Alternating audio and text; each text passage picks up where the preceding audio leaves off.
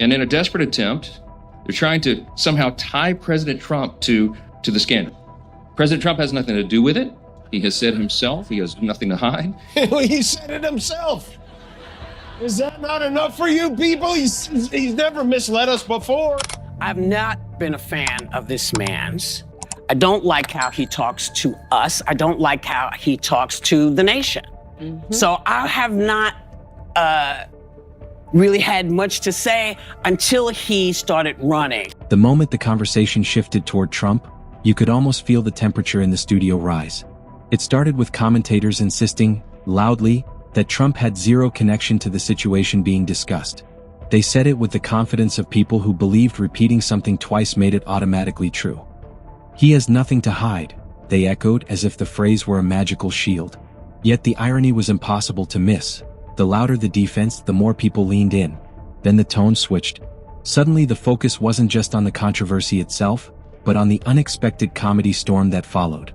Imagine Donald Trump going about his day, probably preparing a new speech or scrolling through his social feed, and out of nowhere, Jimmy Kimmel and Whoopi Goldberg unleash a tag team roast so intense the audience practically folded over their seats. It wasn't gentle teasing. It was comedy sharpened into a blade. Don't forget, Musk publicly threatened to drop a big Epstein bomb on Trump. But now I guess they're cool. It was a parade of the unpleasant, and no one seemed to be enjoying themselves less. 50 years I've had this right. And here you've snatched this right out of my hands.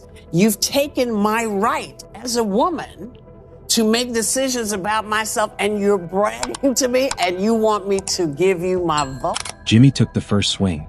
He opened with that mischievous grin, the one that warns everyone something unfiltered is coming. Before he even finished his setup, the audience was already bracing for impact. And then he dropped the comparison that lit the room on fire. Trump making decisions like a toddler operating heavy machinery. The laughter wasn't normal laughter.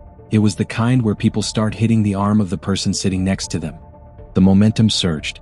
Every line Jimmy delivered felt like a controlled demolition of Trump's public persona. The room erupted again when he joked about Trump's habit of treating scandals like collectible items, as if he were proudly collecting rare editions instead of desperately avoiding them. Even the camera operators struggled to stay steady. Which means the bill now goes to the White House, which means Trump's gonna have to sign it. The goal was to have the bill passed by such a large margin that Trump can't put his little orange thumb on the scale and give it the old Cheeto veto, but make no mistake, this isn't over. He's not giving up easy. If anyone thinks he's gonna release all the Epstein files, I've got a beautiful East Wing of the White House. And just when the audience thought they might get a breather, Whoopi slid into the conversation with the calmness of someone about to deliver a knockout without raising their voice. She leaned back, collected, confident, almost bored, like she had been waiting for the perfect moment. Her first roast wasn't loud or flashy. It was delivered like a casual observation about a TV character who never learns from his mistakes. That subtlety made the hit even harder. Whoopi talked about the endless memes claiming she'd flee the country if Trump returned to power. She dismissed them with a shrug, reminding everyone she wasn't going anywhere. Her delivery was so matter-of-fact that the audience burst into laughter before she even reached the punchline. By this point, the roast had become a spectacle. Two seasoned entertainers dismantling Trump's contradictions with effortless precision. But the real fireworks hadn't even begun yet. What Jimmy said next had the audience unhinged, and Trump supporters furious. That man has something to say to me. Oh. He saw a meme. You know who?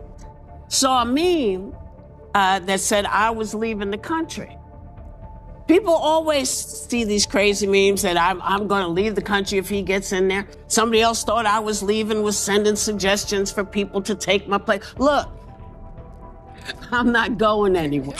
The laughter from Jimmy's first wave of jokes hadn't even settled before he launched into another topic, this time with even sharper precision. He brought up the recent bills passing through Congress and joked about how lawmakers were rushing to get things approved before Trump could interfere.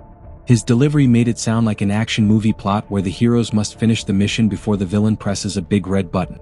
Every mention of Trump's little orange thumb sent the audience into louder fits of laughter. But Whoopi wasn't about to let Jimmy have all the fun. She took the mic again with a calmness that somehow made everything twice as funny. She didn't raise her voice or speed up. She simply spoke like someone recounting a bizarre headline she'd read at 3 a.m.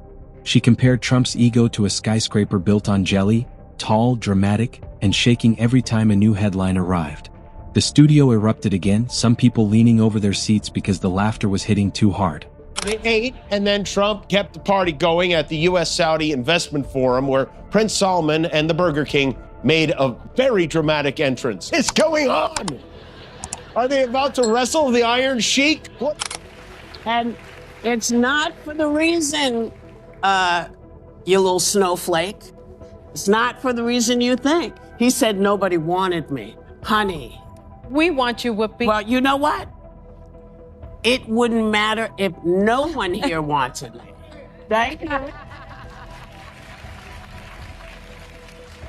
But I know where I'm going to be because I got a contract. So I'm going to be here where I'm wanted for the next couple of years. Then Jimmy returned with an unexpected visual.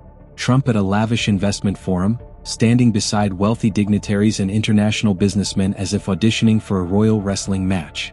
Jimmy reenacted Trump's entrance with such exaggerated flamboyance that the studio band physically struggled to keep a straight face.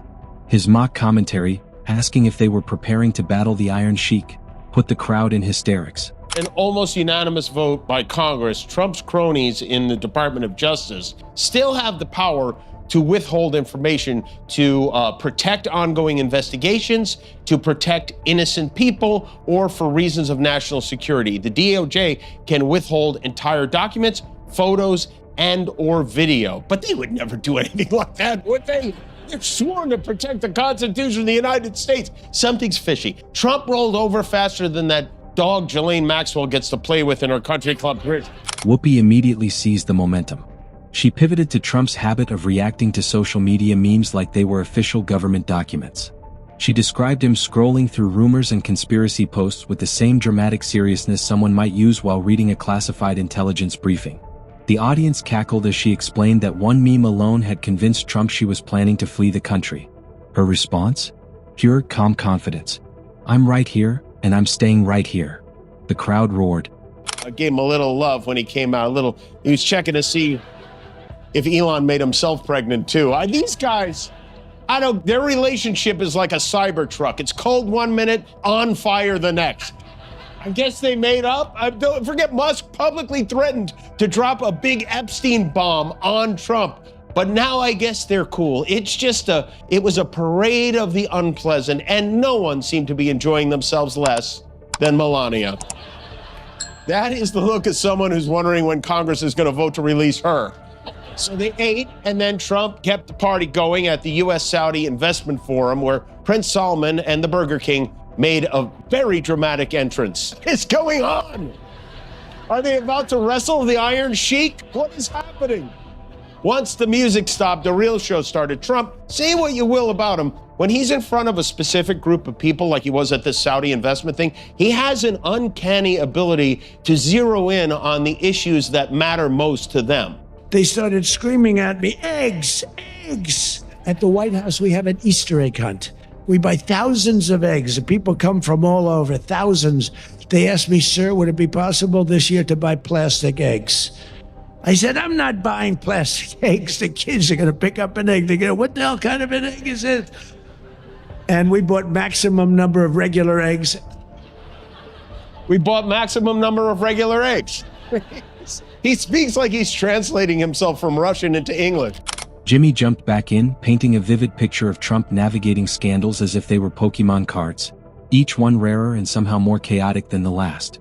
He joked that Trump collects controversies faster than most people collect loyalty reward points. The metaphor landed so perfectly that even the cameraman shook with suppressed laughter. Then came the moment Whoopi delivered a line so casual and so devastating that the room paused for half a second before erupting. She explained that Trump reacts to criticism like someone swatting imaginary bees, frantic, dramatic, and always escalating the situation.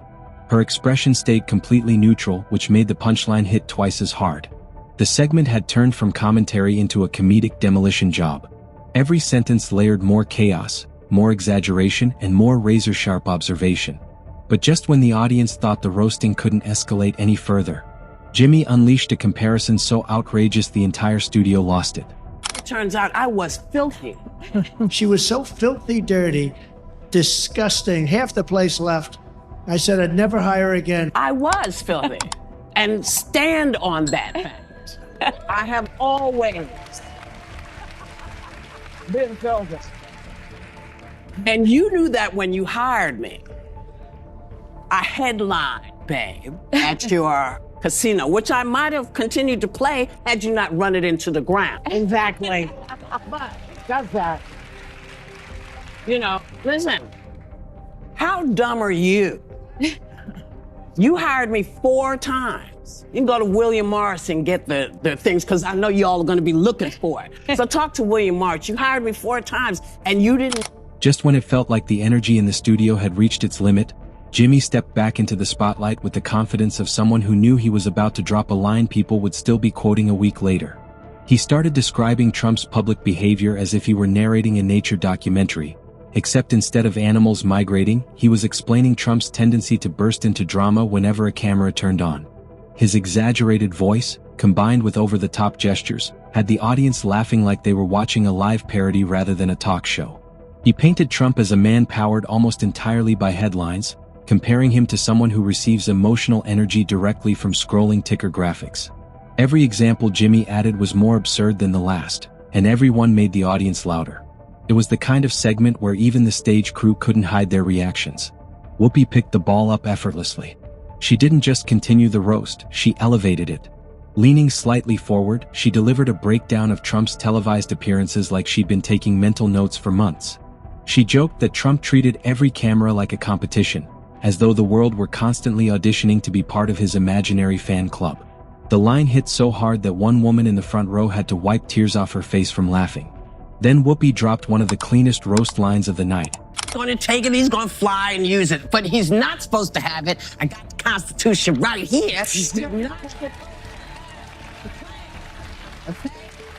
You know, and if people always want us to be respectful and do the things and talk about the stuff we talk about. We can do all of that. But when you are blatantly giving the country the middle finger, that is blatant. You're not supposed to do that. You're not supposed to take the play. She compared Trump's response to criticism to someone trying to swat a swarm of invisible bees, panicked, overly dramatic, and absolutely guaranteed to make everything worse. The crowd exploded again, some people clapping above their heads. Jimmy circled back in, shaking his head dramatically as if even he couldn't believe the ongoing chaos. He launched into a comedic breakdown of Trump's speeches, calling them motivational events where the speaker keeps forgetting what the topic was supposed to be. Jimmy acted out Trump's repetitive phrases like a wind-up toy stuck on 3 sound bites. Even the band nearly toppled over their instruments during that bit. Next, Whoopi fired back with a character piece so sharp it could have been used in a satire sketch. She explained how Trump narrates his own life like he's starring in a fantasy epic, except instead of heroic quests and noble missions, his plot twists seem to trip over themselves. Her delivery was calm enough to make the entire room shake with laughter. Then she built to a perfect comedic crescendo. Trump, she said, treats each negative headline like a devastating soap opera revelation, complete with dramatic pauses and finger-pointing. The studio audience reacted like they were at the finale of a comedy festival. By now the roast had fully turned into a comedic avalanche, each joke rolling into the next, gaining momentum, and leaving no quiet moment for anyone to breathe.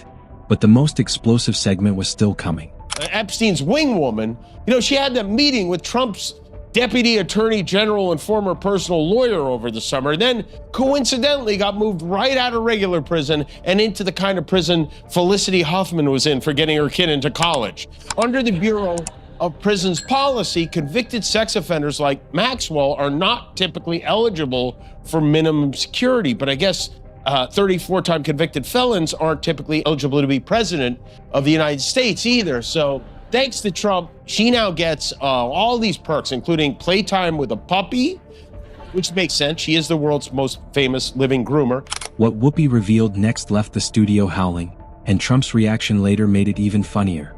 As the laughter finally began to settle, Jimmy returned with a mischievous grin that immediately warned the audience he wasn't done, not even close. He shifted gears into a story about Trump's rallies, but he described them as if they were last-minute concerts thrown together by a performer who only knows 3 of his own lyrics. The audience howled as Jimmy imitated Trump, pacing around the stage like a mascot trying to hype up a confused crowd. His exaggerated walk, his mock hand gestures, everything was dialed up and the studio ate it up. Then Whoopi stepped back into the spotlight with a quieter, more focused energy, the kind that lets you know something sharp is coming. She began describing Trump's self-narration as if he truly believed he was the hero of a blockbuster trilogy no one else had agreed to film. She joked that Trump narrates everyday events with the same seriousness as a general planning a battlefield strategy, even when it's something as mundane as reading a headline. Her deadpan delivery made each line land even harder. Jimmy jumped in next with commentary on Trump's endless public feuds.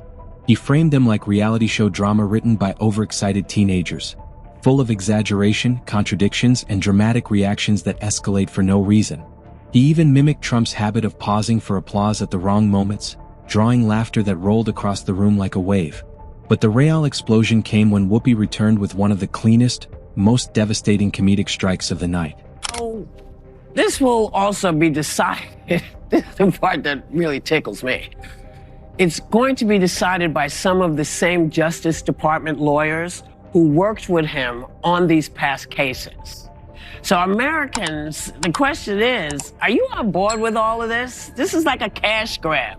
Yeah. And your taxes are probably going to be paying for that. That tacky That ballroom. I mean, it's kind of kooky. She brought up Trump's legal entanglements and explained them as if they were collectible trading cards, each one shinier, more chaotic, and somehow more embarrassing than the last. She even mimed someone flipping through a card album labeled Legal Issues, Limited Edition. The audience absolutely lost it. She kept going, explaining that Trump faces new charges the way someone confronts a restaurant bill they're convinced they didn't rack up.